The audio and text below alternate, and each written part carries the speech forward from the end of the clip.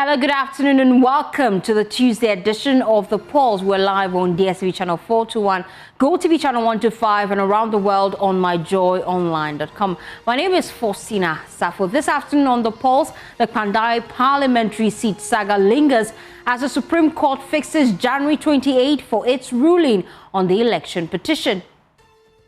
The matter has been adjourned to, I believe, Wednesday, 28th of January for a decision.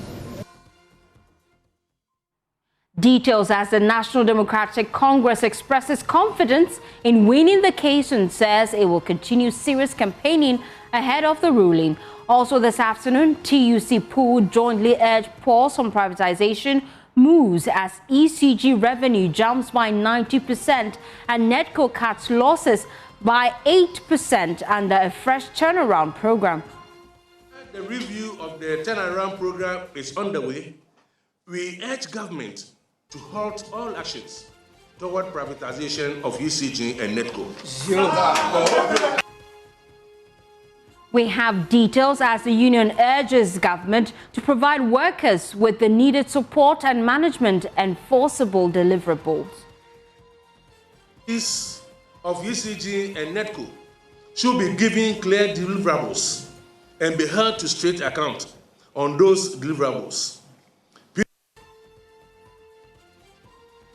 Also coming up on The Pulse, Auditor General raises red flags over increasing number of passengers carrying arms through Ghana's airports as the 2024 report discloses aviation security intercepts over 2,000 ammunitions and 20 guns in 2023 alone. We have details as the Ghana Airport Company justifies rising charges at the airports, insisting the revenues are needed to improve infrastructure. We're live at the Public Accounts Committee seating for details of that. Also coming up, Ken Oforiatta's legal saga takes a new turn as Ghana's High Commissioner in the U.S. reveals the embattled former finance minister was declared medically fit for detention. He was fit to be held in a detention center, and they were convinced and were assured that he was okay. We have details as the High Commissioner hints the detention may be more related to visa issues given the involvement of the FBI. Arrest, but a few hours ago, I was also informed the FBI were involved. And later we'll tell you how the Ghana Publishing Company turned its financial fortunes around in just over 10 months and why that achievement matters. Remember, we are your home of independent, fearless, and credible journalism. My name is Faustina Safo. Please stay for details.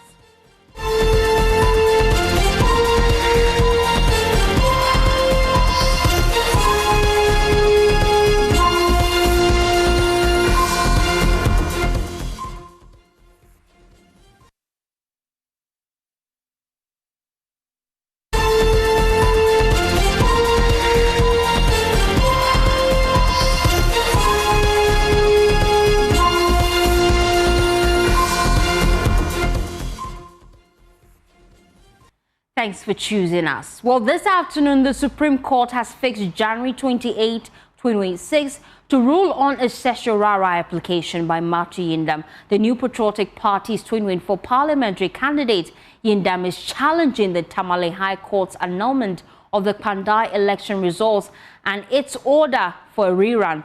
Earlier, the Apex Court suspended the rerun, directing the Electoral Commission to halt all preparations until its decision. At today's sitting, a 5-member panel led by Justice Gabriel Pwamang confirmed the ruling date. Reacting, the South Dai MP and Majority Chief Whip Roxy Nelson Dafiampo said the NDC remains confident of victory. The court just heard arguments in the certiorari application brought against the decision that was delivered by the High Court Commercial Division in Tamale regarding the order directing the Electoral Commission to order for a rerun in the Kpandai parliamentary elections. The matter has been adjourned to I believe, Wednesday, 28th of January for a decision. Now, we believe in the wisdom of the Supreme Court, so we know that justice will be done. You must look at conduct of the parties in the matter. This is a case that the applicant or the respondent in this matter, the second interested party, the applicant in the petition case in Tamale, didn't sleep on his rights. When the Electoral Commission was refusing to issue Gazette notifications after 2 weeks, when the elections were held on the 7th, and by the 23rd, time was running. So we went to court. Nobody can blame somebody who goes to seek a judicial remedy. So where public documents are made available in court and they are brought to your attention, you have a duty under law to observe the terms of those public documents. Today they say that they are online publications, but they were not online publications. Those were the same documents they brought to Parliament. In fact, on the 6th of January, that was the document that the clerk relied on to swear me in as a member of Parliament in the 9th Parliament. As a result of which, we proceeded to elect the Speaker of Parliament. So that was the document that gave rights to every party who was aggrieved in the matter. But we know that the courts will do equity, will do justice in the matter. So we'll return on the 28th to hear the decision of the court. And so until then, we want to urge everyone to stay calm. Our people in Kpandai should keep working. As for us, we keep working. They should keep working for victory beckons. The NDC's Deputy Director of Elections said the party will continue serious campaigning in the constituency ahead of the court's ruling. Much confidence. We are even urging on our supporters to continue the campaign. What I've seen today tells me that the rerun will come. It will. It will come. It's going to come. And we are going to win the rerun. Why do you say that? Oh, do you go to Sahara Desert to fish? No. You don't send nets to Sahara Desert for fishing. That's what they are doing. You saw it. You saw what they were doing in the court. We all sat through it. We are going to win this matter. And I'm telling you, Nsala is here, our candidate. He will be the next MP for Kpandai. We are going to win the matter.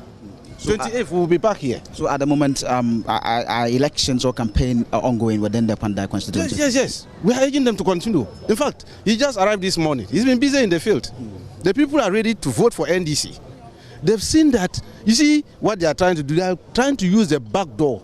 Means to maintain themselves in Parliament. Have you forgotten that the trial judge, in ruling the matter, observed that one polling station, they scored 1,400 votes. Have you ever seen that kind of polling station in Ghana? Currently, the highest you can get is 750. That is the highest.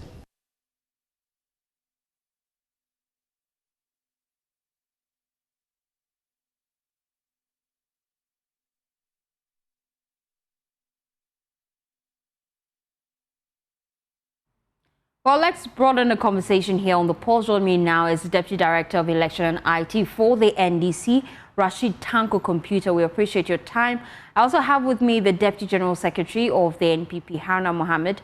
Haruna, I'll start with you because a lot is happening in your camp and we'll delve right into it, especially because of the Professor Frimpong Boateng controversy. And so we'll get into that. But let's start with what transpired in court. I presume you were in court today? Yes, I was in court. And then how did proceedings go and what reasons did the judge give for postponing sitting to the 28th?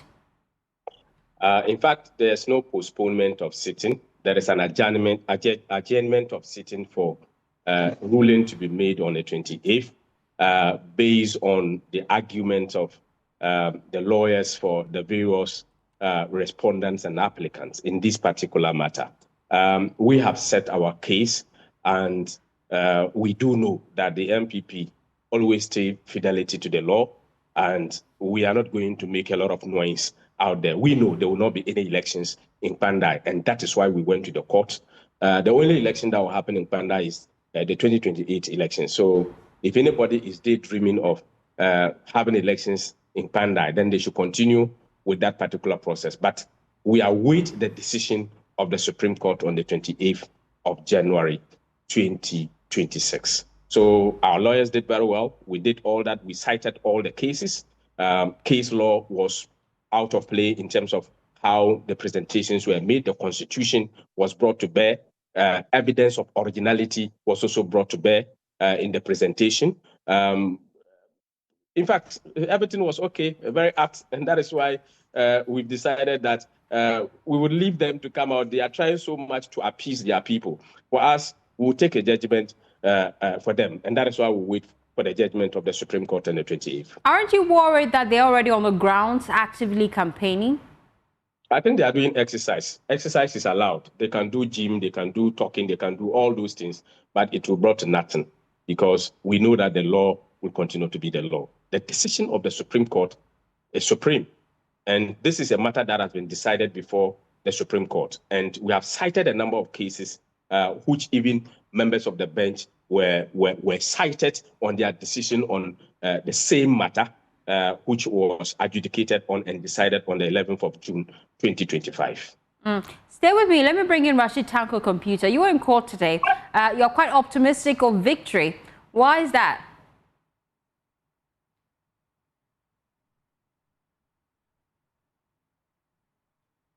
Tanko, you have to unmute for me to hear you clearly. Yes, dear, let me say good afternoon to you and your cherished viewers, and afternoon to Alhaji Haruna. Indeed, we are confident of winning the case come January 28th. I am very sure of it. Our party, we are very sure of winning. We forcefully made our case today before the law lords. I mean, we're very clear in our mind. I mean, we objected to the reliefs that they were seeking before the Supreme Court judges. Clearly, you cannot eat your cake and have it. That's why I use the term, they are doing fishing in the desert. That is what the NPP is doing.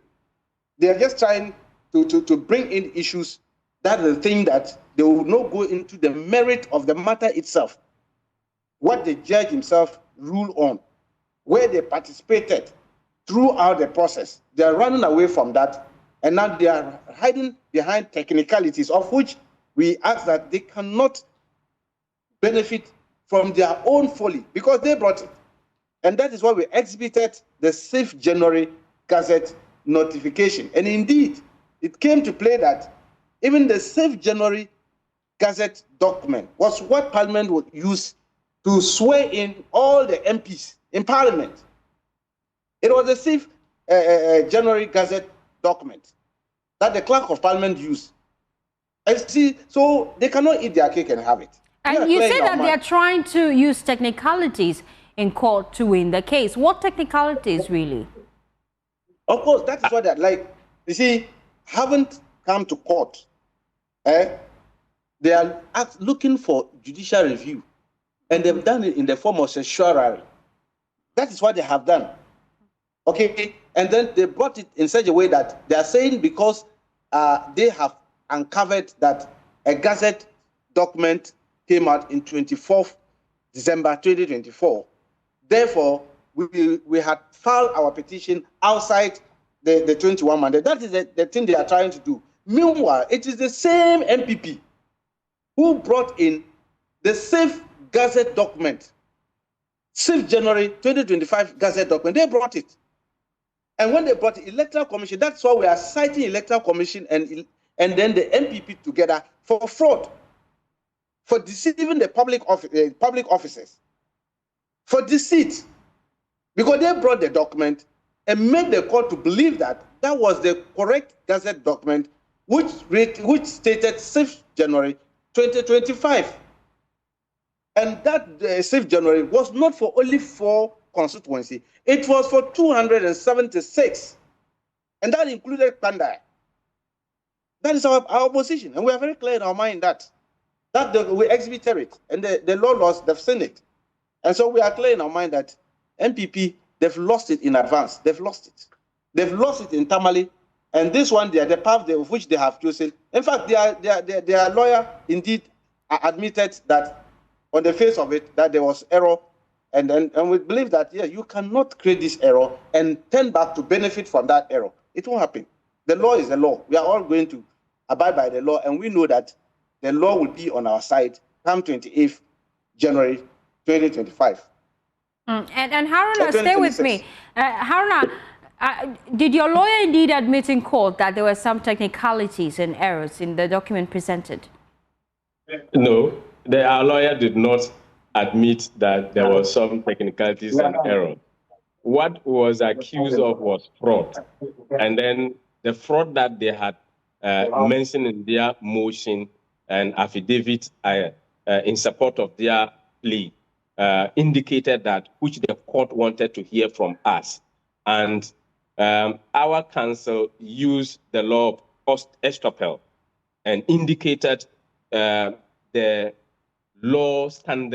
standing of the law in terms of those particular technical aspects of the law, and cited numerous cases and report of the Supreme Court that has supported that particular fact. So there was no any admission of error in terms of documents that was filed. And again, they asked them in court, if you are going for a petition, there is a procedure to submit a petition before a high court. In their preparation, what was the document they relied upon by filing their petition based on PNDC Law 284, specifically Section 18 of PNDC Law 284. So they did not have anything. Their lawyer had to report and narrate the incident of media reports. Media report. So first they submitted a petition that was premature. It was stillbirth. Then they submitted a petition that was out of time. And that is why we specifically indicated and put our case before the court and awaiting the judgment of the court in this particular matter. Let me correct some inaccuracies that has been raised here. He said that Parliament had used the online Gazette notification to swear in 276 members of Parliament. That is not true. At the time Parliament was swearing in the members of Parliament, they were not up to 276.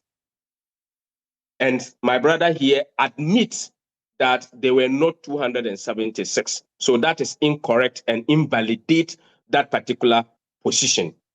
Again, Parliament is a place of record.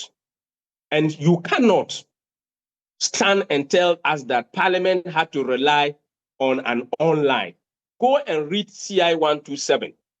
CI 127 is very specific and indicative of how Gazette notifications are transmitted to Parliament of Ghana. It is very specific. And the only Gazette notification as set out and admitted in court by the Electoral Commission has been clearly stated to be the 24th of December 2024. The only constituencies that are relative to the 6th of January are 4 constituencies which are captured on Gazette notification number 3, and the first other ones are captured on Gazette notification of 2, 3, 4. So these are matters that are before the Supreme Court. We have clearly indicated our positions on this particular matter. It is left with the law to speak. Again, he is talking about we bringing up a matter, a Gazette notification that was not available. Reference to the Akwetia matter. They themselves, the NDC, went and asked the Ghana Publishing Company to produce the Gazette notification for the election 2024. And they brought it to court on the same matter, which has been identified.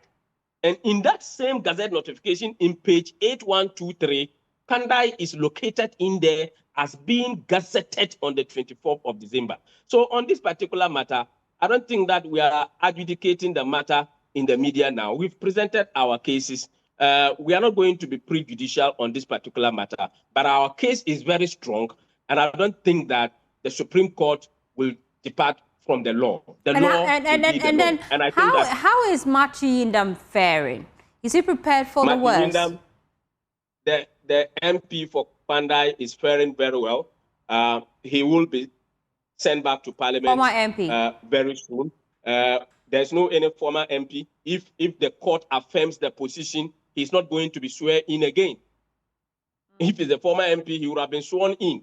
If Supreme Court takes a decision on the 28th and Matthew Nyindam get back to Parliament, he's not going to be sworn in as new member of Parliament. He will continue. So you cannot arrogate that particular position of former MP on Matthew Nyindam. The law stands, and until the Supreme Court takes a decision, nobody can arrogate any power to him or herself to dictate or say otherwise. And that is the position of the law. Haruna, stay with me.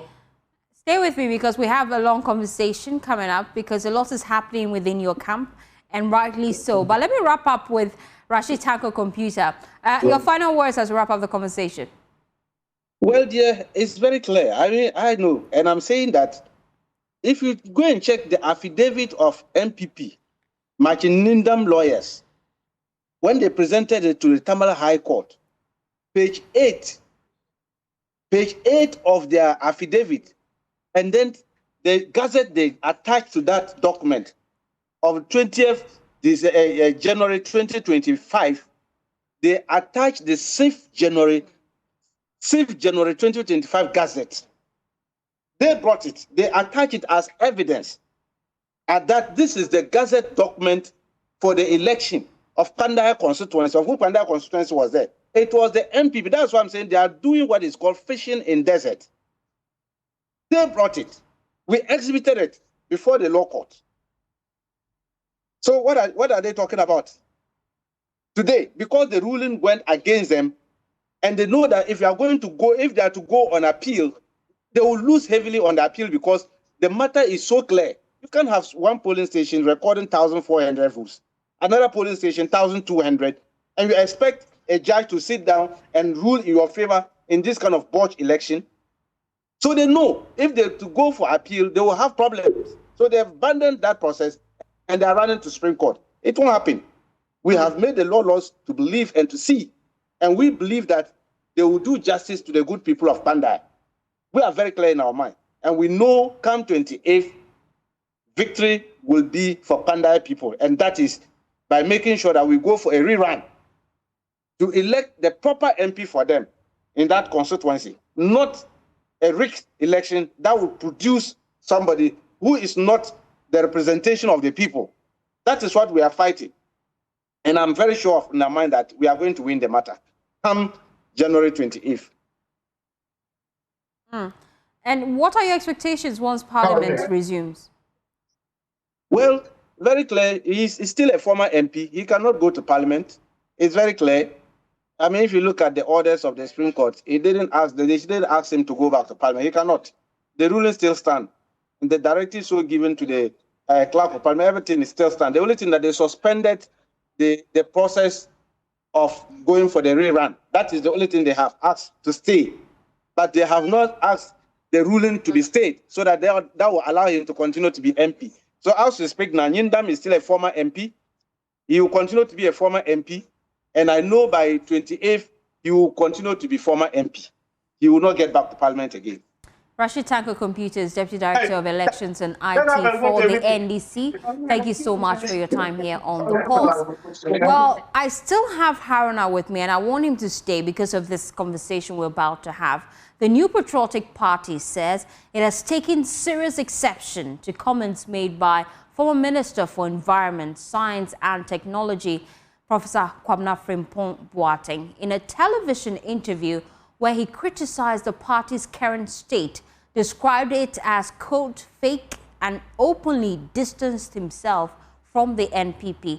In a statement, the NPP says it has initiated processes to expel the former minister over what it describes as a conduct unbecoming of a party member. We'll hear from the party shortly because we have Haruna with us.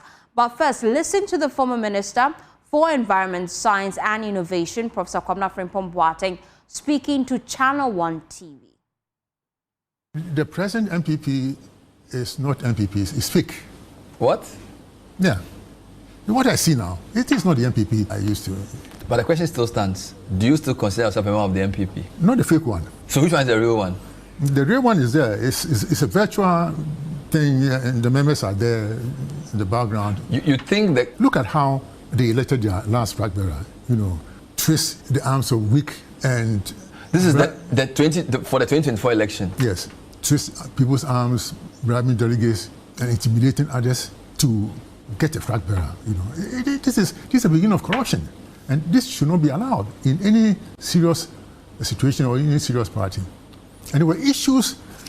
We lost the elections badly, and we did not deal with the issues that led to the losses. And then we still want to go in there, and I think it would be a train wreck if they elect the old flag bearer. So your November article around how the NPP is proceeding suggests that you don't have confidence in the processes of electing a flag bearer.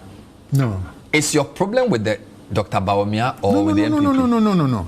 Bawumia is a very nice person, but being nice alone is not enough to lead Nkrumah's Ghana. But now they want to choose a flag bearer, and the party executives are also supporting him. The party headquarters is more or less an extension of his campaign office.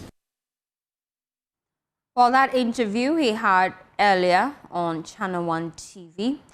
Let's look at the party's reaction, because after that interview aired, the party released a statement, and that statement is signed by the General Secretary of the NPP, Justin Frimpong Kodia. And it's coming up on your screen right now, where they state clearly their next line of action. It says, the New Patriotic Party has taken due notice of comments made by Professor Kwabena Frimpong Boateng during an interview on Channel 1 TV on Monday, 12 January 2026, in which he described the party as, quote, fake party, unquote, and further stated that he no longer considers himself a member of the NPP. In the same interview, Professor Frimpong Boateng made additional disparaging remarks about the party and alleged, among other things, that the party's 2023 presidential primary was rigged in favor of Dr. Mahmoud Bawumia, the NPP's presidential candidate for the 2024 general elections. The party unequivocally rejects Professor Frimpong Boateng's unfortunate characterization of the NPP and firmly denies his baseless and unsubstantiated allegations regarding the conduct of the 2023 presidential primary. The said primary has been widely acknowledged by all candidates who participated, as well as by well-meaning members of the party, as having been conducted in a free, fair, transparent, and credible manner, faithfully reflecting the will of party delegates. The New Patriotic Party views the conduct and utterances of Professor Kwabena Frimpong Boateng as highly reprehensible and inimical to the values, unity, and integrity of the party. Consequently, the party has invoked the relevant provisions of its constitution to commence the necessary processes to expel him from the party, strictly in accordance with due process.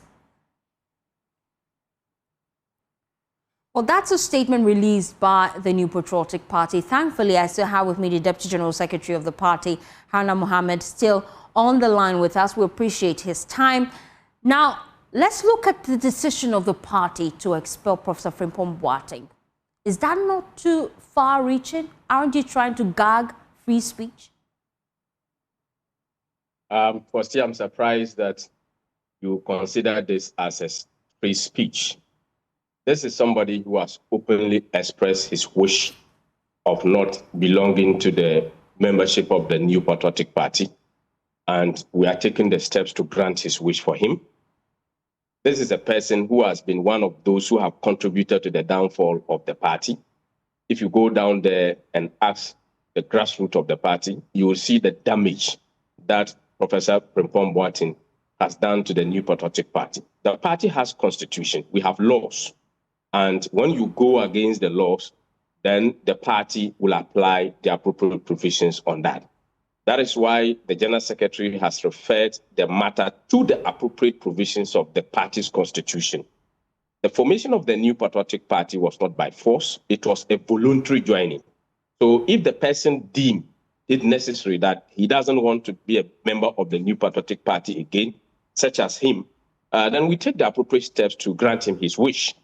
And the party will make sure that everything that is going to happen in this particular process is going to be grounded on the rule of law. You say he contributed to the downfall of the party. How exactly? for him, everything that, look at what he submitted, the kind of report when he was put in charge of the excavators and what have you. Ask yourself, where are the excavators? The gold and other things that they had seized, can you trace them? When he came and said he was going to do a floating bridge, how many months did it last? How many months did it last? So some of them are becoming negative numbers, and it's about time that we are taking these particular decisions. And this is not going to be the end. We'll make sure that we instill discipline in this party. No matter who you are in this party, you cannot overgrow your wings than this party. But so he's making some discipline. Concerns, tabling some concerns before the party. He's alleging that party executives, deliberately pushed Dr. Mahmoud Bawumia down the throat, so delegates. And this is a concern just yesterday a member of Brian A. Champon's camp raised on the same platform. Aren't their concerns legitimate? Dr. Bawumia was not selected a presidential candidate. He was elected a presidential candidate. So in election within the New Patriotic Party, several people come out to vote. And those people were given the mandate to vote. They voted massively for Dr. Bawumia to become the candidate. The processes was free and fair. And after the processes, those who contested in that election came out and admit the free nature of the elections. So for somebody like Professor Frimpong Boateng to come out and say that he was imposed, everybody knows that it was election, not even selection. So how does somebody being elected, being imposed on the people? They should give us a break. You see, bitterness within you doesn't correct anything. It's about time they take away some of this particular bitterness. You was asked a question about whether what the problem he has with Dr. Bawumia. They are window dressing the matter. It's bitterness. So it is good that he has expressed the interest that he is no longer a member of the party. There is no any MPP anywhere, as he wants to indicate. There is no any MPP anywhere. He said there's a virtual form. There's a virtual form of the NPP that is in existence, and that is actually the real NPP. I think maybe that means that it should be in Awudome, or it should be in Osu Cemetery, or any of the cemeteries in Ghana, because there is no any virtual MPP. Virtual MPP was not registered with the Electoral Commission, and the MPP that was registered is the corporate MPP that we know today. So that should tell you that the man himself is not honest to himself. And it's about time he go and sit down and reflect upon the damage that he has done. But this is the end of the road for him, because he will be soon expelled from the party. He can continue to talk about himself, but after the membership of the New Patriotic Party, then he can only reapply for the party to consider whether to admit him or not. But he is going to be expelled, no doubt about that. In fact, you're already given a verdict even before he's heard. Wouldn't he be given the opportunity to be heard before the Council of Elders? No, he what to be heard? The person has said he doesn't want to be a member. He's no more a member. How do you hear him? To plead with him? We don't do that. We don't plead with people like that. Expel, if you go and read the Constitution very clearly, the Constitution is there. Read Article 3.8, Article 391 of the party's Constitution. The new Constitution, it talks about expelling. And also go and read about the function of the disciplinary committee, where you read on Article 441 of the party's Constitution. What does it say about expelling a member? You can expel a member without giving them fair hearing. Is that what it says? For expelling, he himself has indicated he's not a member. How do you hear him? To plead with him? Are you going to plead with him? He has expressed his wish. You grant him the wish. It's just like forfeiture. The person voluntarily goes to support another candidate or support independent or campaign against the party. You don't invite the person to be heard. So we'll grant him his wish. And I wish him well in his next endeavor in the political environment. But you agree there's a spirit and the actual letter of every comment. And so Are you saying as a political party you're not interested in the concerns he has raised, especially because after the 2024 election and the defeat of the party, all the key members of leadership sang one song, there's a need to unite. The minority leader said same, and even Justin Frimpong Korea here on this platform said same. So why would you want to go after an individual when your strategy is to unite? Don't you need him on board? Well, see, when water runs into the forest, definitely some of the trees will come down. He's not interested. So there's no need when in the drive towards unity, persons who want to stand on the walls or on the benches or the trenches and want to speak ill about the party should be pleaded on that particular boat. He just spoke his mind yesterday. How do you go to tell him? Look at what he said. The party's constitution is clear. You cannot misconduct yourself and put the party name into disrepute. How do you describe the party as fake? This is unacceptable. You cannot do that. And upon that, you said you no longer consider yourself. So if you don't no longer consider yourself as a member of the party needs numbers, but we need positive numbers, not negative numbers. He has served the period he wants to serve, and he doesn't want to be there. We'll grant him that wish. Stay with me, Haruna. Haruna. Who will continue to express those particular comments that will follow suit. We're not going to allow indiscipline in this party any longer. Stay with me, Haruna. Let me bring in political scientist, Dr. Sir Asante. I also have with me Dr. Yawo Tamaklo. He's a founding member of the NPP. I appreciate your time, gentlemen, here on the Pulse. I'll start with Dr. Sir Asante. Looking at the posture of the leadership of the party and the concerns being raised by Professor Frimpong Boateng, what do you feel is the way forward, especially when we're seeing cracks appearing to be deepening within the party? I know from where I sit that political parties are run by rules and regulations, and that every member is supposed to abide by the rules. So your actions and inactions should conform the rules of the game, failure to which you are visited by appropriate punishment. That said, it is also important for people to know that criticisms are the oils that grease the wheels of governance, without which any political entity will grind to a halt. So the political party, that is the NPP, must develop a very thick skin and have a big stomach to be able to stomach some of these things and then build capacity on that.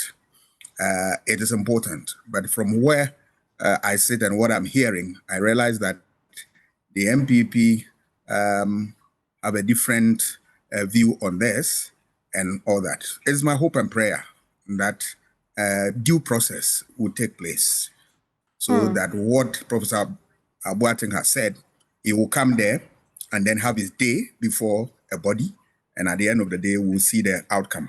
We're just hearing from Haruna, and it appears he may not even have a day before a body, based on what Haruna Mohammed is telling us, that his verdict is certain. Political parties are run by numbers.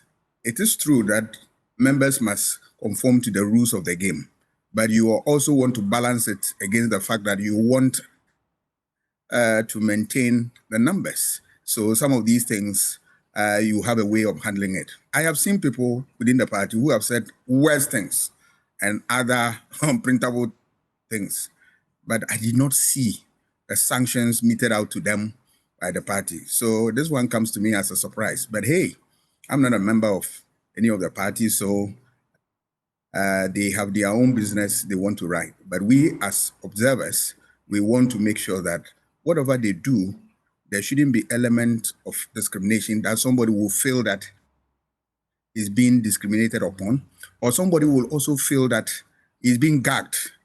This is a fine line that they need to tread and tread cautiously. But I also believe that whatever happens within the political party must be governed by rules of engagement. And it's interesting you make that point, because some people have already criticized the party that their stance is somewhat inconsistent, especially when we have party members in their camp who have made similar comments like this, and the party are even yet to sanction some of them. The likes of Abroye DC, the likes of Adwa Safo, still walking free within the party, yet no sanctions? That is why I'm saying that whatever decision they take must be guided by rule of law, so that onlookers will not describe their actions as discriminatory and unfair. It is in their own interest to do that, because at this time of the day where the party is in opposition, you want to do everything to mend your differences and create an enabling environment where people will be able to operate and operate freely. They must develop very thick skin, as I've already said, to welcome criticisms so that out of that they can be able to build. But of course, the criticisms must also be in line with facts that you should be able to back whatever you have with facts. I am not comfortable with some of the statements that have been said against the professor. I mean, to the extent that some people are saying that he has been bribed and whatnot and whatnot. Let us give credit to people. Look at the pedigree of Professor Frimpong Boateng.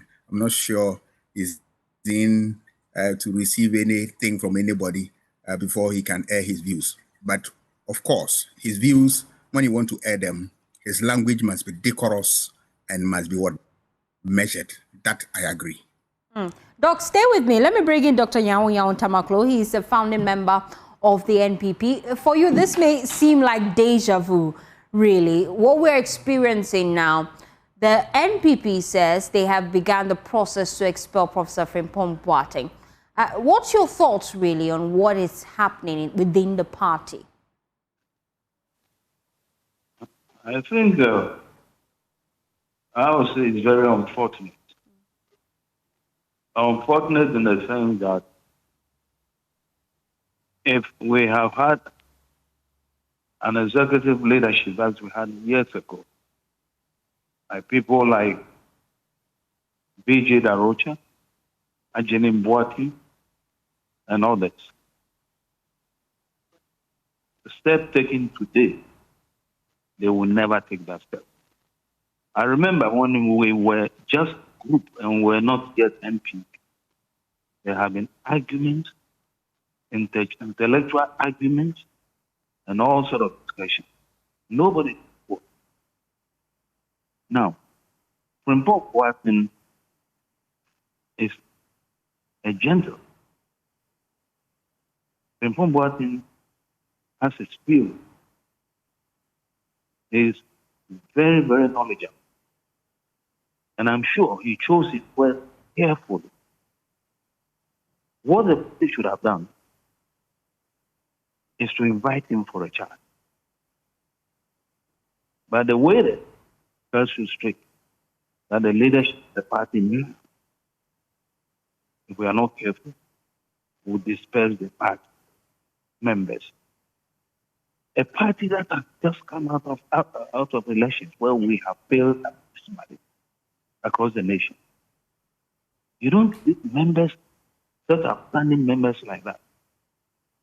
Indeed, what we should have done right from the word go, and I said it on television, we should have organized the grassroots, let them know where our mistakes were, and then rebuild the party before we pick a leader of the party. What has happened today is very unfortunate. And I believe strongly, if they are going to dismiss Frimpong Boateng, which I am told that the whole thing is in the process, then very soon they will sack a lot of people from the party. Because there are a lot of people who have similar views, just like Frimpong Boateng has got in the party. Maybe they are not aware. So that is all that I will say now. Looking at what is playing out within the party, does it appear that the leadership is losing touch with the grassroots in the NPP from where you sit? So say the leadership is doing what? Losing touch with the grassroots. Absolutely, but that's what I said from the beginning. They have no contact with the grassroots. Political parties are built from the grassroots. That's why we have various platforms before you get to the top. And this is what we should have done immediately after the election. And they chose to pick from the top, thinking that if they pick a leader from the top, who probably they have sympathy with, or he has sympathy for them, the president executive might stay in. You follow me? And believe me, it's going to by far. Mark my word. I don't talk loose. This particular party, the way they are handling it, we've seen leaders in the party. We've seen highly intelligent people in the party. They never behave this way. Never. Kufo handled the party, he handled beautifully. That Rocha handled the party right from the word go. He handled it beautifully. Peter Laji handled it beautifully. Odwesai handled it beautifully. Why is the party at the moment in shambles? That is the question they should ask themselves. Why have all the senior people in the party kept quiet? That is something that should be a concern not only to the executive, but other members of the party. When you have that long silence, then you should know that you are getting into serious trouble as a political party. And then as we wrap up the conversation, looking forward for the NPP, is there even hope? Knowing fully well that the party internal primaries is just a few weeks ago, we've seen in the public space where different camps are already alleging that party executives are scheming behind the scenes to try to elect a de facto candidate. Do you see the future for the NPP? Well, if they are able, or if we are able as a party to go through what we are doing now, which I really doubt, because there are certain contestants who have come out with threats. But if we are able to go through that, I can assure you the masses will reject the present party national executive. And if they did, then we shall, new ones are put in place, we shall have a good political party once again. Thank you so much, Dr. Yahu Tamaklo. He's a founding member of the NPP. Let me wrap up with Dr. Asah-Asante, who has also joined the conversation. From where you sit, what is the way forward if the party hopes to galvanize its base in the upcoming polls? The party must embrace everybody. They must welcome criticisms and, of course, try to unite themselves. Antagonism, bickering, rancor will end up dividing them and to keep them away from political power. If they are minded and they want to win power, they must proceed with caution and make sure that every member, irrespective of the person's opinion, ideology, and the rest of them, you want to accommodate them so as to make sure that you have a united front that will battle the NDC in 2028. Otherwise, then they will have their fingers bent. Thank you, Dr. Asah-Asante. He's a political scientist. Let me wrap up with Haruna Mohammed. We've just been hearing from Asah-Asante advice that you need to develop a thick skin for criticism. And it appears that the party is not doing the same. Will you at least be doing that moving forward? Firstly, we have accepted criticisms a lot from civil society, from members of the party, from the media. We've accepted a lot of criticisms, but I want to correct something here. Let me put it on record, and multimedia should take it from us. Dr. Yahu Tamaklo is not a member of the New Patriotic Party. He's a founding member. Again, he is not a founding member. Take it from me. Why is he not a founding member? The fact that he is no longer in existence in the structure does not negate the fact that he played a role in the foundation of the party. That at least you agree. Firstly, people who are founding members of our party are known. There were people who signed on the document at the Electoral Commission. Dr. Yahu Tamaklo never signed any document. So please, I am telling you, I am the crocodile coming from the water. I'm the Deputy General Secretary. I am telling you that he's not a founding member of the party.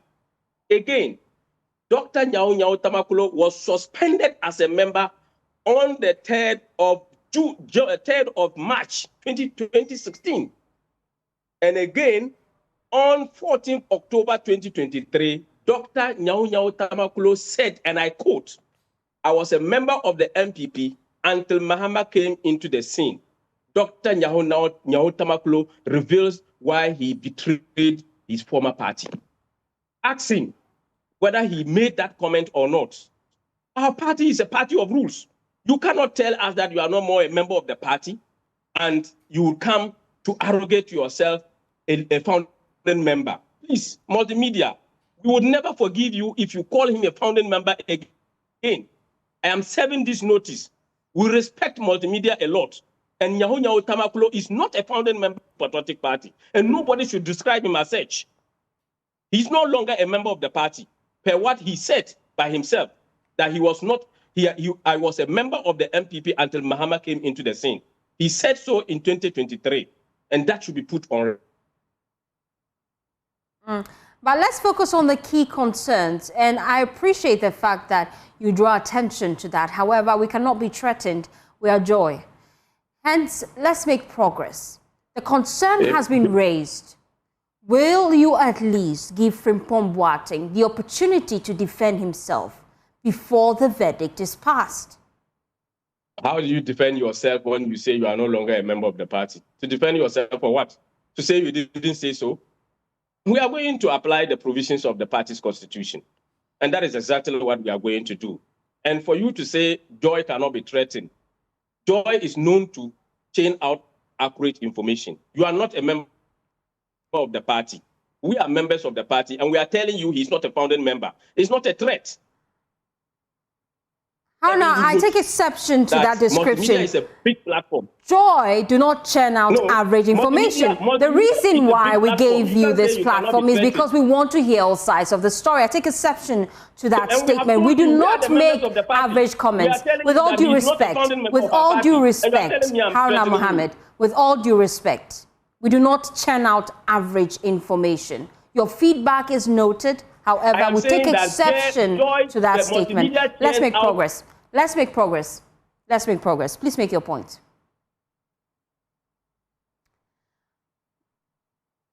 Haruna, would you be making a point? Okay.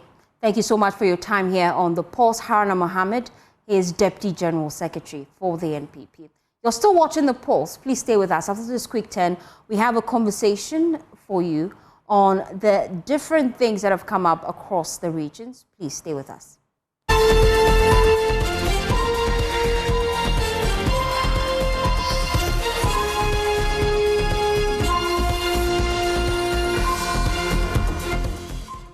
Thanks for staying with us here on The Pulse. Well, this afternoon, from a modest bank balance of 2.2 million cedis in December 2024 to a staggering 15 million Ghana cedis in just 10 months. That's the remarkable financial turnaround of the Ghana Publishing Company. According to the managing director of the company, Nana Kwesi Wate, he says that they're working to ensure that they lift the company and make it profitable. Well, let's listen to what he said when President John Dramani Mahama visited the company. And so we took a decision to take inspiration from the 24-hour economy. And I met management and gave them ultimatums that in 3 weeks, we're starting a night shift, which made it 2 shifts to be able to cut the numbers and make it useful. Otherwise, we were supposed to sack 100 people.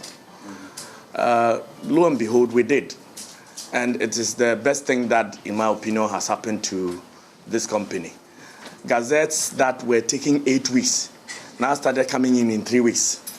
And we're able to introduce a 24-hour Gazette turnaround. So if you came today, you could get it tomorrow. It gave us avenue to take a little more revenue. And since then, the revenues have improved drastically. We've been able to, based on that, done a few things. We've opened up a new digital press center, fully furnished from a completely non-existing facility, a warehouse.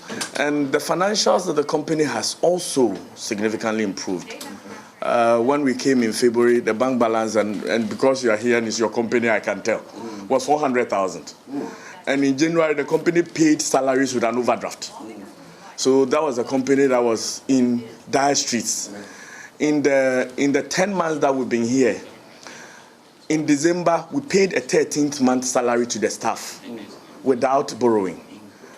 We've also committed to paying a 40% because salaries were very low, a 40% up. And Mr. President, I'm happy to announce to you that as of yesterday, we put back a fixed deposit of 15 million in the bank in the last 10 months. So those are the dynamics. We are very optimistic, having also tooled the place significantly, that if we've got enough government job, and so far we're getting some jobs, but if we've got government jobs, GES jobs, and with a lot of commitment, we'll be able to do it.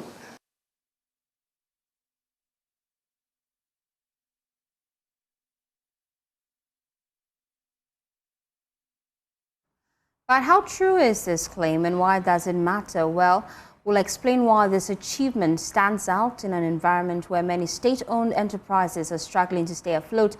Let's take a closer look at the company's financial picture. Caleb Ziblim from our research desk joins me in the studio to break down the company's financial performance. Caleb, what do we know based on our findings?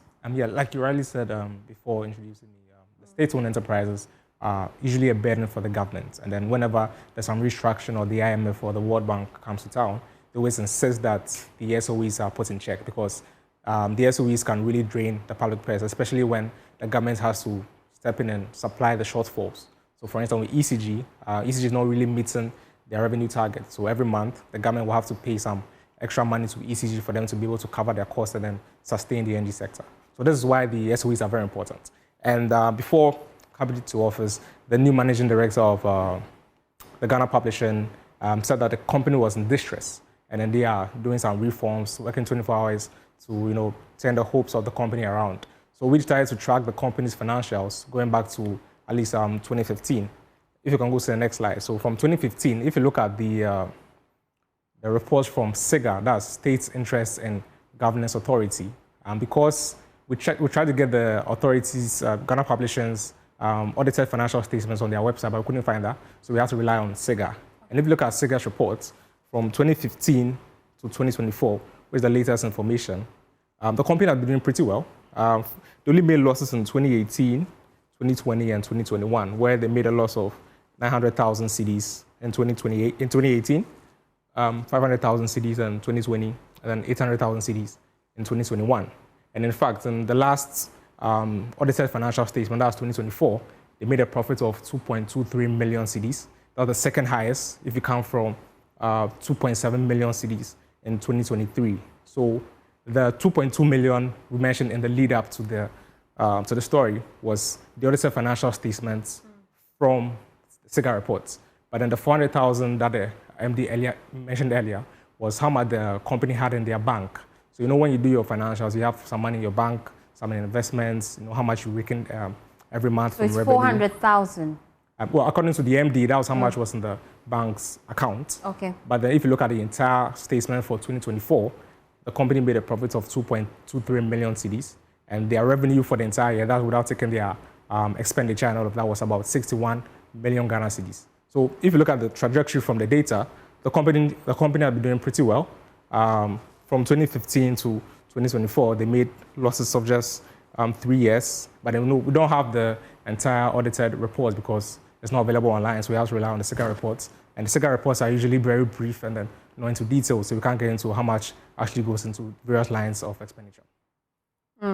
Thank you so much, Caleb, for that update. Well, I have the man himself with me in the studio this afternoon, the Managing Director of the Ghana Publishing Company Limited, Nana Kwesi. Thank you so much for your time here. The last time we spoke... Happy New Year. Happy New Year was last year, so it's right to say Happy New Year. Yes. So far, your financials are doing well. Well, we're doing a lot better than we met it. Yes. These figures are accurate. So the profit that was declared after the audited financials were put together in 2024 is just about 2.3 million, but 2.23 million. But you realize that not the entire profit is liquid. So when we talk about how much we met in the bank, you're talking about the liquidity position of the company. And at the time when we took office in February, the actual cash that was in bank is what I told the president. And you see, let me put this in context. When the president visits you in the company, it is important to give him the very accurate state of the company. It's his company. So in that discussion, well, media might have heard what I'm telling him. But for me, it's MD briefing his president. And the fact is that when we went to the office, there was 400,000 cedis. You know, how that became the case is a whole different case. And today, in spite of all the things we've done, or, you know, buying a new company vehicle for the company, setting up a digital press, renovating the entire structure, we have a fixed deposit of 15 million Ghana cedis. That is fixed deposit. So you take that money into an investment and the company is still running. But you remember that 2025 has just ended and the financials have not been audited. So the company's profitability will not yet be known. But I'm telling you about the liquidity position of the company. But I'm just looking at the SIGA report, and it shows that it posted a net profit of 2.23 That was for million 2024. cedis. That's for December 24. So how can you describe that company as being in distress? Well, see, you might make profit. And if you have a very bad liquidity position, you will still be in distress. So I was telling the president, our wage bill for every month is more than 400,000, it's more than $1 million. So if you have 400,000 in the bank, you can't pay salaries. That's why you're using the overdrafts? That's why they were using overdraft. I didn't use overdraft. Okay. But they were using overdrafts. You know, and yet you have to appreciate that this is a company that, you know, even in December received some additional revenues. You know, we have tenants at CBG, you know, who had paid monies to the company and all of that. And in spite of all of that, the liquidity position was so bad. Now, you might have posted profits, but if you are not liquid, how are you going to pay salaries? How are you going to keep your outgoings? So that is the real problem we had. And now I was stating the liquidity position currently of the company to the president, that in spite of paying 13th month salary, which means that in December we pay salaries twice. And in spite of committing that we would pay a 40% salary increase even this year going forward, we were able to do those commitments because in fixed deposit alone, which is a savings, you know, investment properly so, we had significant money. And the company, you know, to be able to put money in an investment means that this is money you could set aside and still operate the company and remain liquid. That tells you that the company was in good financial health. So these two pictures are very important to juxtapose for every company's financial health. And that was the picture I was trying to paint to the president. And what's the figures we have right now? What's the financial health of the Ghana Publishing Company as we speak? So as I indicated to the president, currently, the company can say that we are liquid enough to have an investment of, you know, something in the regions of 15 million or even more. You have that money seated in your bank account? Not seated in a bank account, in a fixed deposit. Okay. You know, these are not figures you usually would throw about because then all your other transactions are viewed in that light. Nobody would even give you credit anymore, you know. But if you're making money, you should let us know you're making money. Yes, but when the president comes, yes, of course, he's entitled to those briefs. Okay. But the point is this, that the company is in very sound financial health right now. And this is what has happened in 10 months. And the reason why we are in this good financial health is because some sacrifices have been made. We started, like I said, a 24-hour shift. When we realized that overstaffing was one of the problems the company had, reason why, you know, we're in bad financial health, we started a 24-hour service, which meant that productivity improved and we're able to now improve revenue. And those are the things, you know, in addition to, of course, being extremely diligent and making sure that we're not wasteful. The 24-hour service that we introduced also gave us room to now use the additional personnel we had, who hitherto were just, you know, extra hands on the payroll, to really put them to use and bring some additional revenue. And these have helped to put the company in the sound financial health that we're discussing. Yes. And currently, as we speak, how much do you owe in debt? I will not be able to tell you. Again, I can just tell you off the top of my head that our debt situation, because you see procurements are done on a daily basis and you pay on the daily basis, but it's way better. Why? Again, in February, I know that we owed some of our suppliers as far back as August, when I took over in February. Now, we drew a policy that, we were going to reduce that to a maximum of 6 weeks. So today, we barely owe anybody more than 6 weeks. And there were outstanding debts, some service providers who had provided services since 2019 who had not been paid, either because they had not pursued it or because, we had not been able to pay them. A lot of those have been cleared. We owed significant monies, in terms of our obligation to Paint a picture for us so that we can see the figures involved. I don't like to quote the exact figures when I don't have them in front of me. Okay. But the company had accrued, for instance, in terms of debt to GRA, in excess of like 7 million. These are debts that I don't know for which period they had accrued. But bottom line is that when I went, it's a debt I inherited.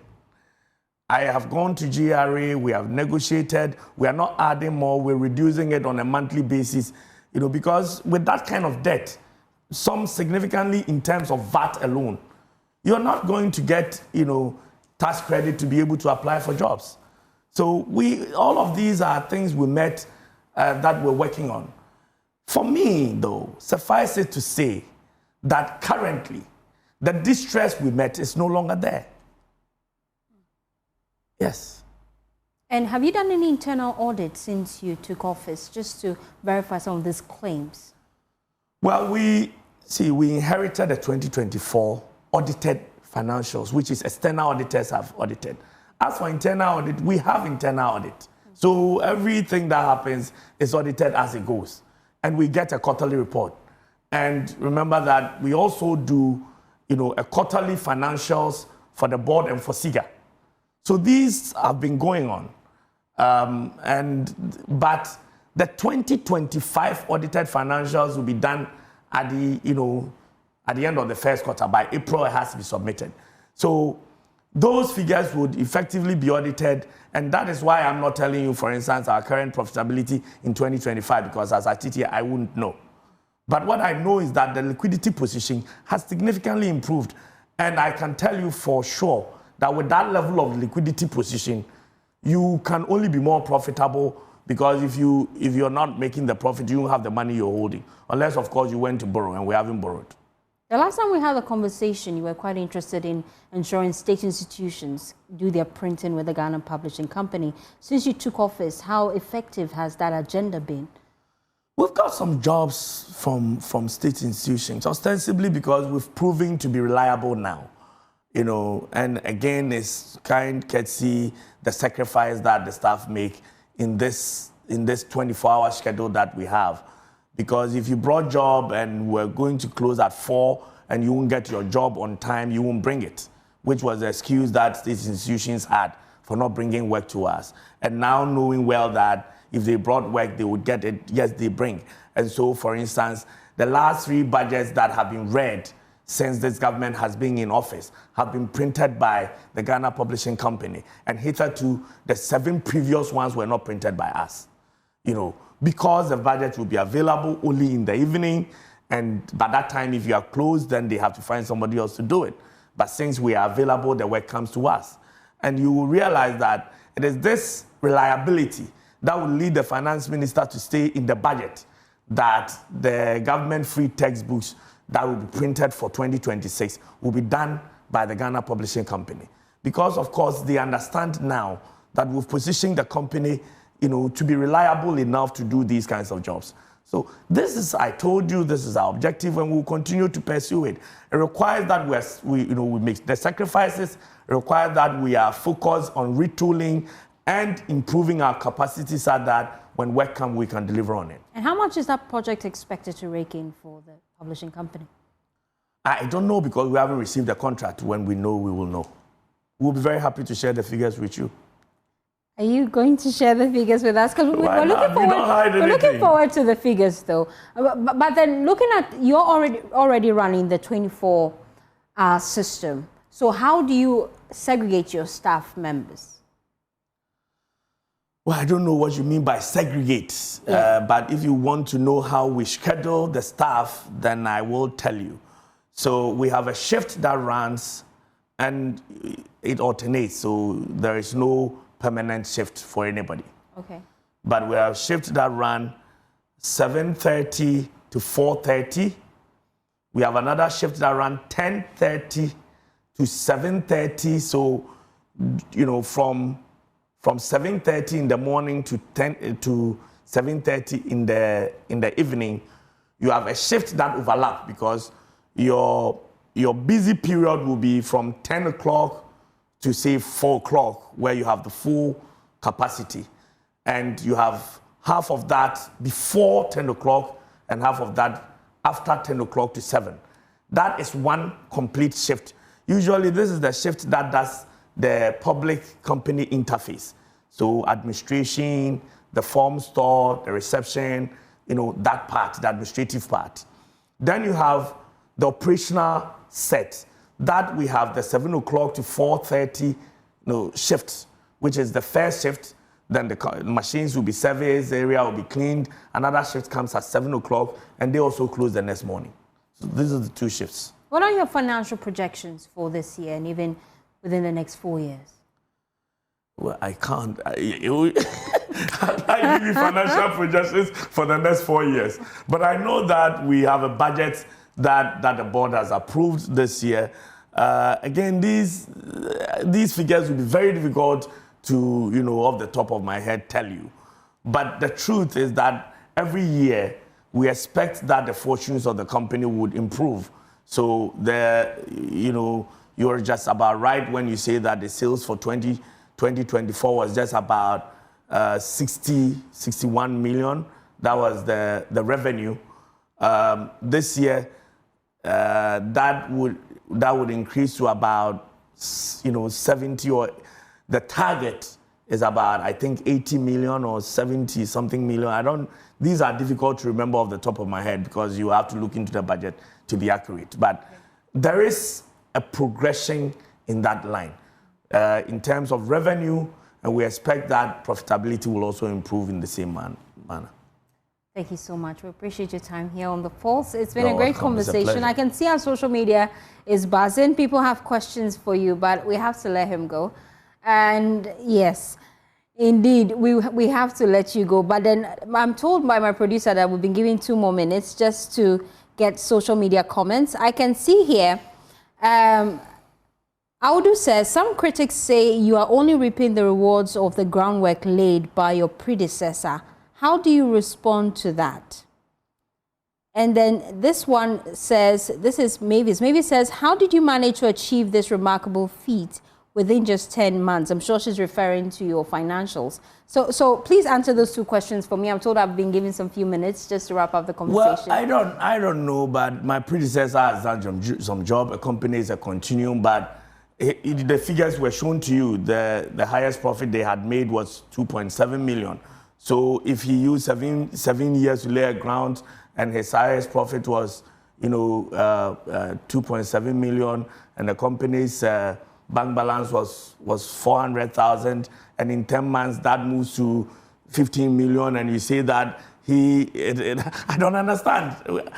He's not the one who introduced the 24-hour, so he did some job. I wouldn't take credit from him, but I don't know what you mean by I'm ripping the groundwork he did. He did his part. Somebody came before him. There was Mr. David Drecker, and nobody has said that he ripped the groundwork done by David Drecker. So I will leave that, to whoever and how they want to judge it.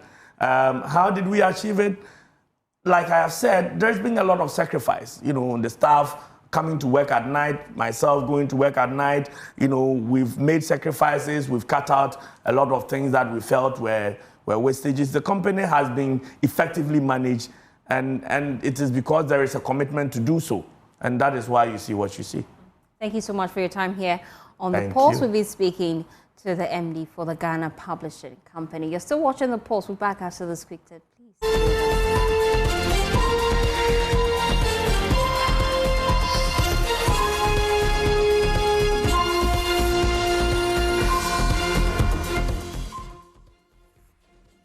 Thanks for staying with us here on The Pulse. Well, this afternoon, the Trades Union Congress and the Public Utility Workers Union of Ghana are demanding an immediate suspension of all private sector involvement in the operations of the Electricity Company of Ghana and the Northern Electricity Distribution Company, NEDCO.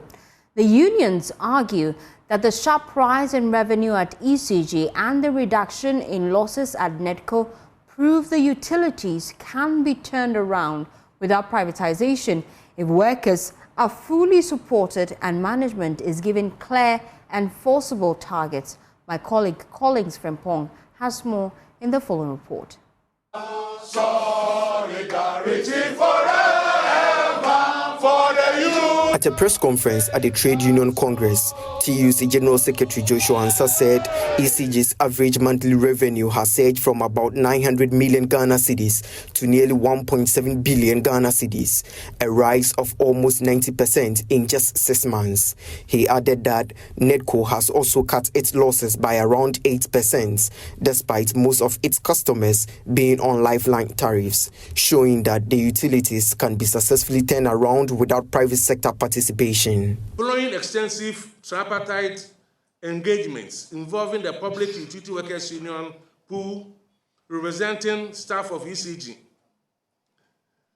management of ECG, and the Minister of Energy and Green Transition, a 6-month turnaround program was agreed upon and implemented from July to December 2025. The result of the turnaround program has been phenomenal. Verified performance data from this turnaround program indicate that ECG's average monthly revenue collection increased from approximately 900 million Ghana cedis to a record of 1.75 billion. Now, the turnaround program by NEDCO.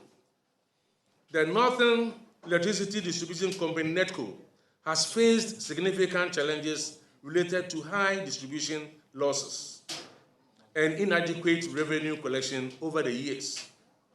The northern area, particularly Tamale Township, records exceptionally high distribution losses, averaging about 46%.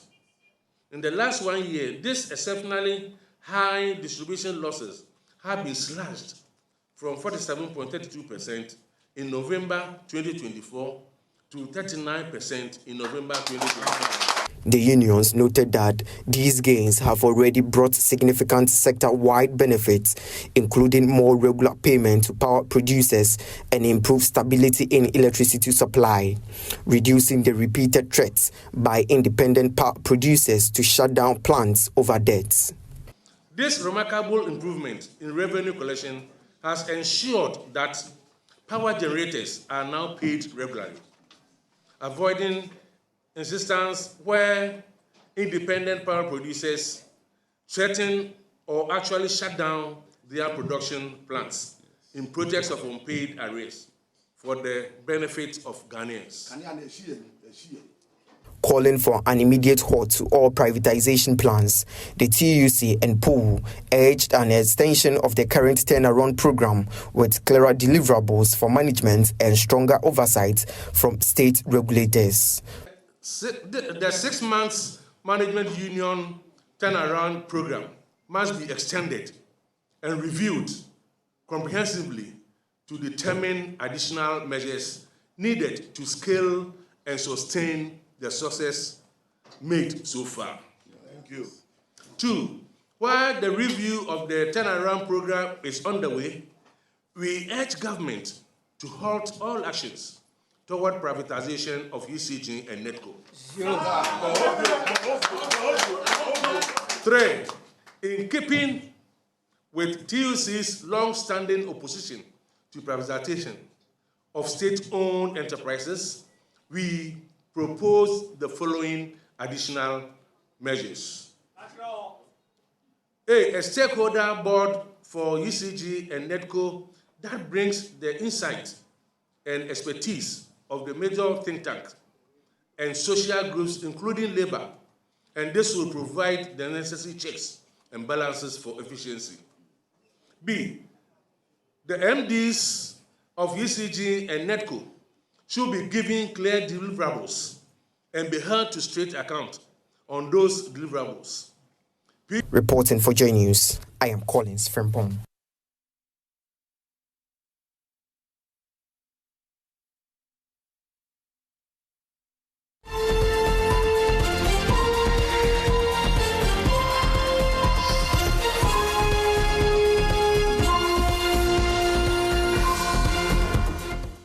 Residents in Media along the Pukwasi-Nsawam Highway construction zone are being forced to evacuate after years of flooding caused by blocked drainage systems. The flooding is the result of obstructed natural waterways from ongoing construction, leaving homes and streets submerged. Residents say repeated appeals to authorities have gone unanswered. My colleague Adobe Asare was there. She filed this report.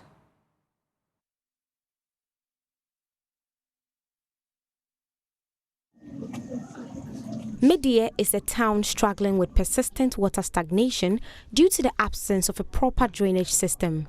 Mosquito infestation and waterborne diseases have become a daily reality for residents. This is not a naturally waterlogged area, but a community deprived of functional waterways. Preventing diseases have become a daily reality for residents. This is not a naturally waterlogged area, but a community deprived of functional waterways, preventing rainwater and liquid waste from flowing freely. They promise us, and up to now, because every time people will be calling you, Mr. Joe, come, and this is the problem, come and see, and it's really hurt. Over the years, stagnant water has made living conditions unbearable, forcing many residents to abandon their homes. This is a deserted house taken over by weeds. Across the compound are sacks filled with sand serving as a bridge for the neighbor behind this house to be able to get through. People do not live in this house not just because they evacuated, but because they died. 2 years ago, a flooding that occurred in the area claimed the life of a 3-month-old baby. Some months afterwards, the baby's parents also died due to an infection caused by the stagnant water. Nana Kwesi Bedu is a landlord. He says he can no longer rent out rooms in his house because of the situation. This is supposed to be a compound house where people live. Yet, more than half of the compound has been taken over by water, duckweed, and algae. Here are blocks the people step on to be able to move on this compound. We've really struggled going back and forth. We really expected them to construct a drainage system for us. I told to save to build this house, but look at how water is destroying it. We really plead with authorities to come to our aid.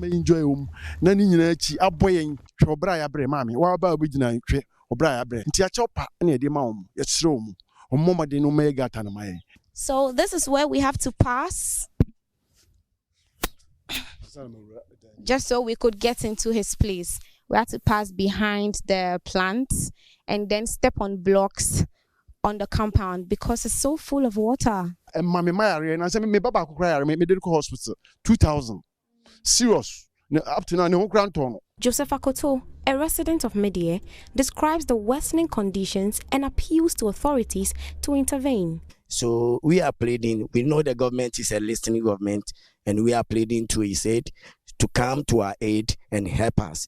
The assemblyman for the area, Joseph Niankra, says several efforts to resolve the problem have failed. He is calling for the construction of a proper drainage system to bring relief to the community. Me being an assembly member, I have written to feeder roads and urban roads for them to come to our aid with this drainage system because Media is a community that is facing serious flooding issue. So we are appealing with them to come to our aid. Other than that, people will continue to suffer. People have lost their properties due to this flooding. So we are pleading with them to come to our end and construct a proper drainage system for us. While some residents have been able to relocate, those without the means to leave remain trapped in these harsh conditions, battling mosquitoes and infections daily. For Joy News, Adobe Asare, Media.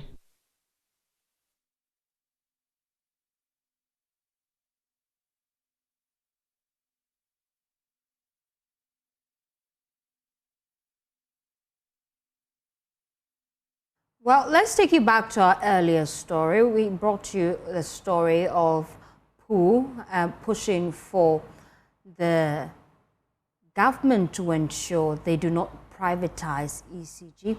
Thankfully, I have a member from government, Richmond Roxon. He's with the Energy Ministry. He's spokesperson for the ministry. He joins the conversation live here on The Pulse. We appreciate your time. Thank you so much.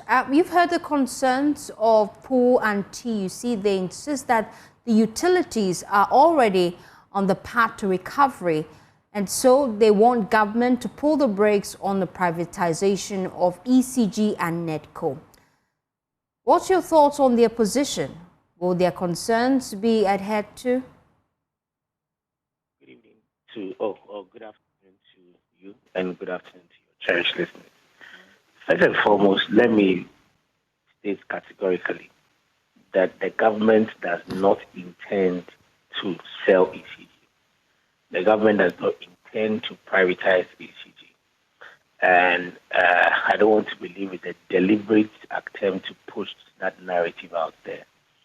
Because what Cabinet approved last year, April, was that we're going to have private sector participation in some aspect of ECG's operations, and that is what has been. And so any attempt to deliberately mislead the public or misrepresent facts will not be fair and will be in bad faith. The Ministry of Energy and Green Transition, which has been at the heart of the discussions with Pooh and TUC, has always been very, very accommodating and has always been engaging. If you ask Pooh themselves, at every point in time, the ministry has engaged them on the processes, on this PSP process. And so what we would state is that they should come back to the table. We'll be making attempts to meet them. The minister has been making attempts to meet Pooh and PUC to have the discussion as it's been over the period. But all attempts have failed, and so they should just get back to the table. Government has noted their concern. The government has stated, as was said 6 months ago, that the interest of the energy sector is what we are looking at. At the end of the day, they've been guaranteed that there won't be job losses, that jobs will be protected. And so if they have further concerns, it's only fair that they come back to the table to speak or engage the minister as it's been, so that if there are any outstanding issues, those issues may be resolved. You say you've been trying to reach TUC and Pooh leadership, but you've been unsuccessful. Who exactly did you reach out to, and what impediments have you faced so far? Oh, I don't want to mention names, but they know that we have a good engagement over the period. Some of them I have spoken to personally, and they will attest to the fact that we've had engagement. And so, like I mentioned, we don't have to belittle the point. The most important thing is that they should make themselves available, come back to the table. The minister has resumed work fully. He did that yesterday after a short leave, which was granted by His Excellency. And so we should get back to the table and engage. What is important is how we are going to make sure that the sector works, ECG works, and as we've been engaging over the period, if there are any concerns, as usual, the minister will listen to it and address it accordingly. Thank you so much, Richmond Roxon, his spokesperson for the Energy Ministry. Away from that, the Auditor General has raised red flags over an increasing rate of gun and ammunition interception at the Ghana airports. The auditor's report for 2024 into the books of the Ghana Airport Company Limited has revealed that in 2023 alone, at least 2,000 ammunition and guns have been intercepted from passengers at Ghana's airport, raising safety concerns. Let's listen to the Vice Chairman of the Public Accounts Committee, Samuel Atta Mills, detailed the situation as captured by the report when the Ghana Airport Company Limited appeared before the committee a while ago. Increasing number of weapons and ammunition carried by passengers. This, I think, is really serious. On paragraph 1110 from the auditors, it says, according to the Director of Aviation Security, all cases of the above were referred to National Investigation Bureau for the necessary action. However, the passengers were allowed to board their flights due to the absence of a policy on passengers carrying weapons. Does it mean that they allow them to board the plane with their weapons?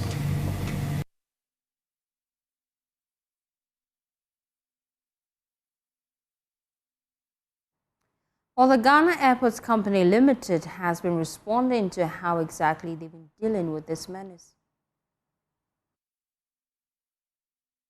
What happened was that anytime you were in the airport with a weapon, it was taken to a different apartment, not with you, till you alight, that the weapon will be given back to you. So those were the arrangements. But now, we now have a direct instructions indicating what should happen when you have a weapon with you at the airport. So if you have a weapon with you at the airport, what happens? So if you have a weapon currently, you have to declare it. Okay. Once you declare it and it's licensed, you are able to travel with it. If it is not licensed, we confiscate it and send it to National Investigation Bureau. What if it's licensed but you haven't declared it? If it's not declared, we still confiscate. So you have a weapon, you have licensed it. When you get to the airport, what should you do? You disclose it that you are carrying a license. Whom will you disclose it to?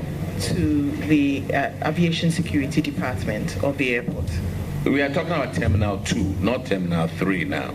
Those are the local flights. Yes. Local flights, Terminal 2. Yes, please. Okay, so you disclose it to the airport security? Yes, please. Okay, and then they will help you register it, right? Yes, please. And then they will secure it. I want the general public to know the procedure. That is all. My colleague James Aveji was at that Public Accounts Committee hearing. He joins us live with more. James, concerns were also raised about increasing charges at the port. What justification did they give for that? Well, Faustina, the MD herself admitted that as it stands now, Ghana has some of the highest charges, service charges across the sub-region as well as across the globe.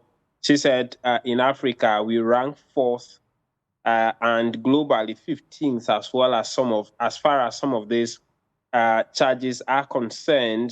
But she said it has become very necessary in order to generate enough revenue to improve upon infrastructure at the airport to meet the global standards, the ultra-modern standard of some of the top airports in the sub-region as well as across the globe.